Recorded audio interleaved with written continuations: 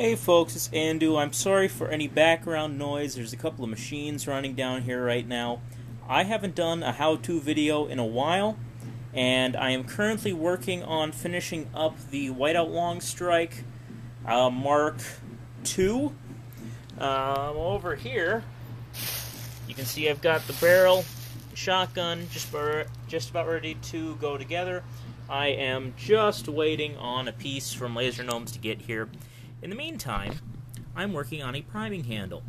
Now, this is something I've thought of doing with numerous priming handles for numerous projects, and I will be repeating this for several other projects in the near future. And I just wanted to do one how-to video and get it out of the way. So, what you can see here are priming handle pieces. Now, these darker ones are from long shots, and they have a shorter bar because the long shot is narrower in the body than the long strike. And normally this piece is held in here by a set of screws, which I have right up here. Well, the way this works is this is designed to go on and stay on.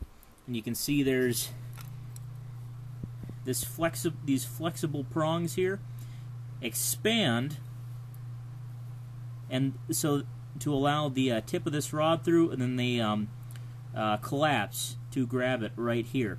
Now, you can pry this off with a ball peen hammer using the claw, or by using standard, as in flat, screwdrivers, but I want something better, and I don't like many of the aftermarket options available. So I want something strong and removable. So what I've done here is, here you can see I've got the long strike handle, and I started by dremeling out the inner edge of this to rough it up, as well as drilling out right down the middle of the central shaft there until I got to the top of the shell here. It's something I had to check constantly to make sure that I wasn't drilling through the top. And I also took a flat grinding bit and wore down this inner portion here, and I'll get to that in a minute. This is kind of a before and after comparison here. Now, the long shot is a little different. The handle's just a little different, and this large ring here wasn't there. But the piece down there in the middle certainly was, and like I said, I wore that down and drilled out the middle. And this piece over here I want to show you, this is the opposite side of the priming handle, the one that this is this metal bar is anchored into.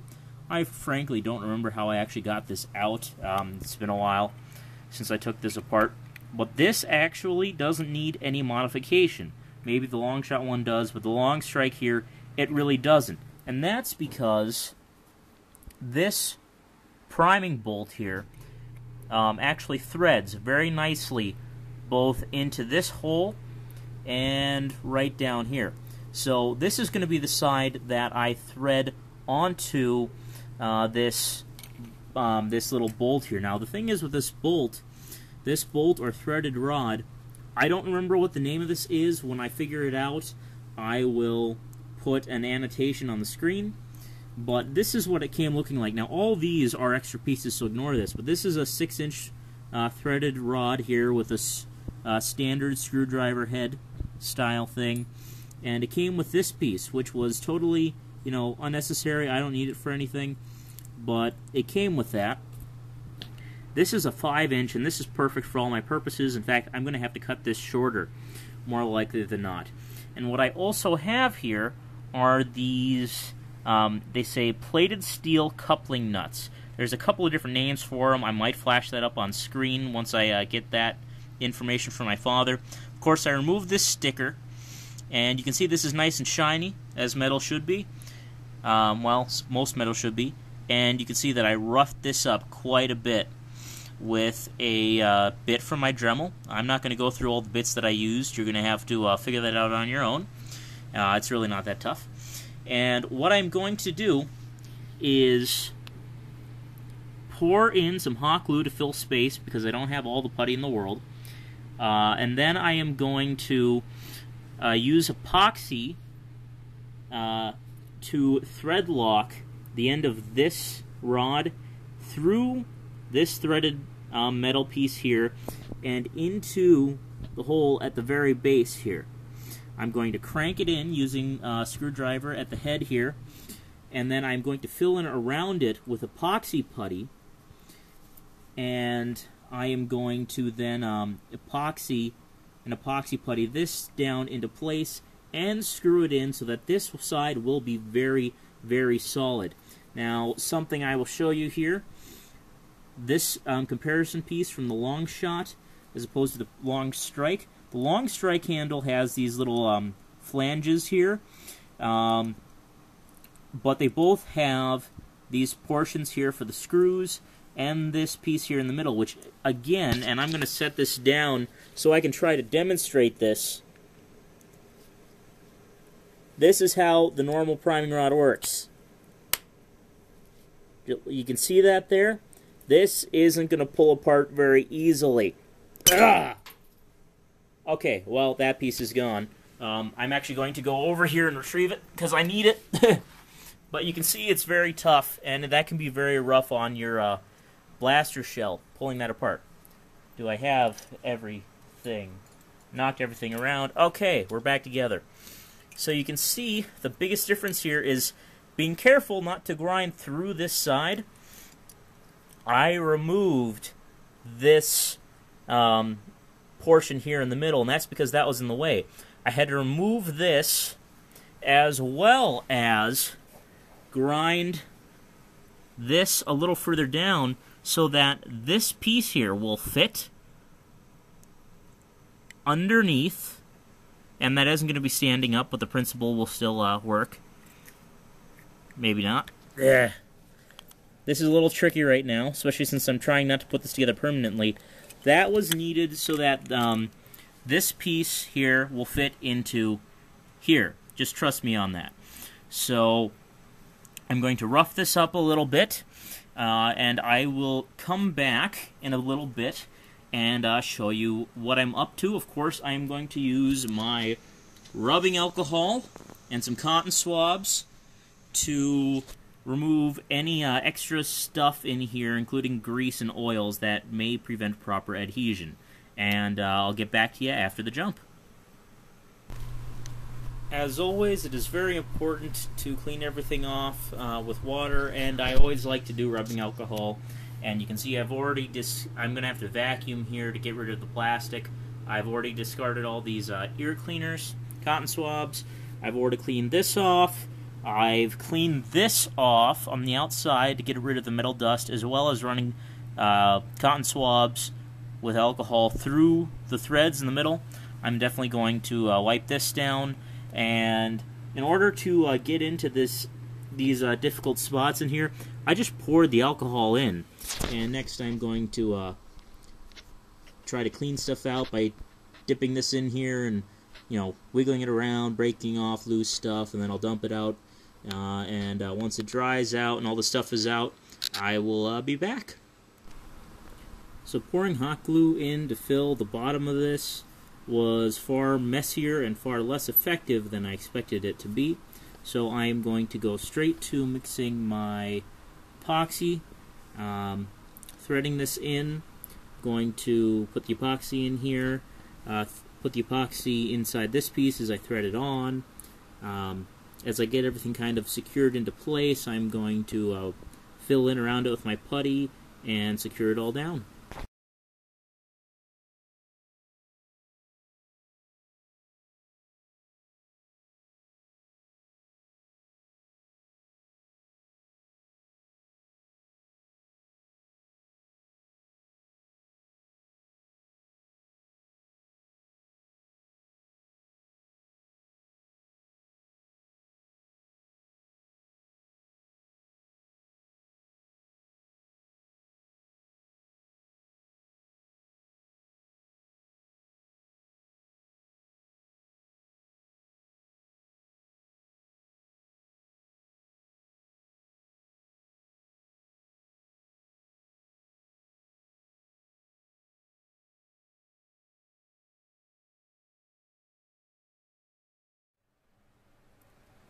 So this is far from as clean as I was hoping, but it's much better than it could have been. You can see that having all that putty in there kept the edge from being flat and flush. I pulled it apart a few times to pull extra putty out, and finally I was just like, if I don't get this in here soon, it ain't going to work at all. The cure just won't hold. So I screwed it down as tight as I could, cleaned it up to the best of my ability, and in the process, you can see I actually cut the screw head off once I had gotten this secure in there. Put this in here, and it already feels incredibly solid. The handle is not quite... Here, let me get... There we go. The handle is not quite square. You can see it wobble back and forth a little bit.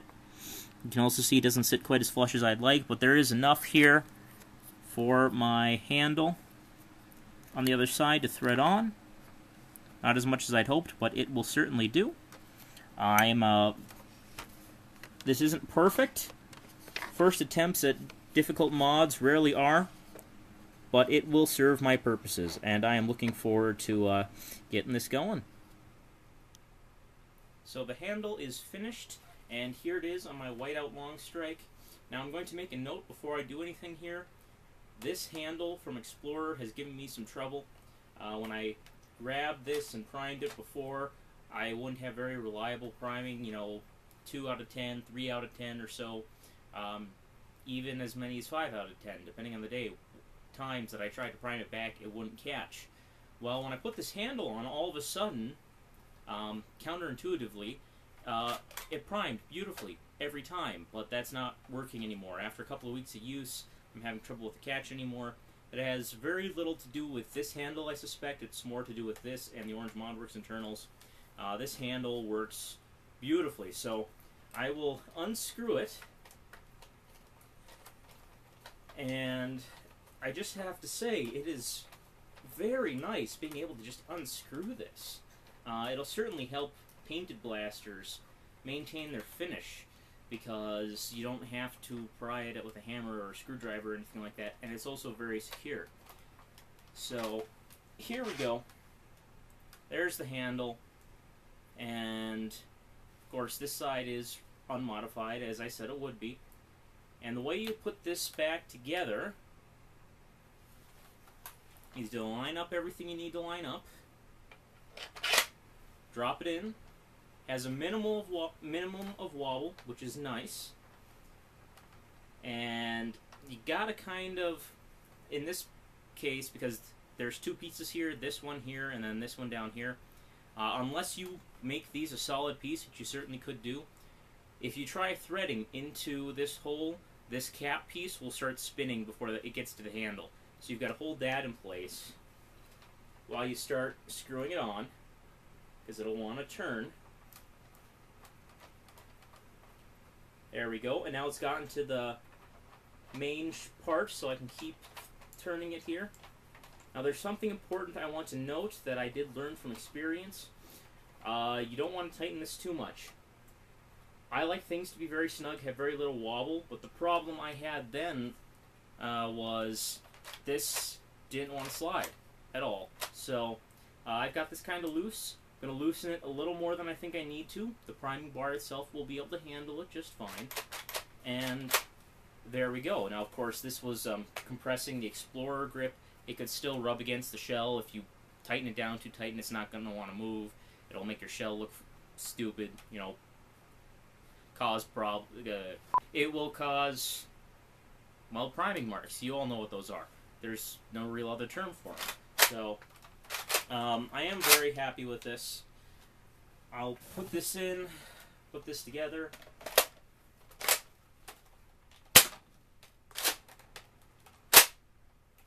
See what I mean? It's been causing me some trouble with this particular grip. Again, I don't think that has anything to do with the threaded priming handle itself, in part because this worked just fine when I first got it together. I think there are some other problems that I need to address, and that's one of the reasons that I haven't actually done my video yet talking about this with the whiteout rough cut attachment that I did. You've all seen the pictures, but that needs some work some work yet. So that is the threaded priming handle. Be careful when you do get it together that you don't have too much putty in here. That way you'll be able to avoid a slightly misaligned handle, but it's actually plenty hard to tell unless you get up nice and close in that case. So I'm going to stop ranting. That's always a problem I have. Thank you very much for watching, everyone, and keep your stick on the ice.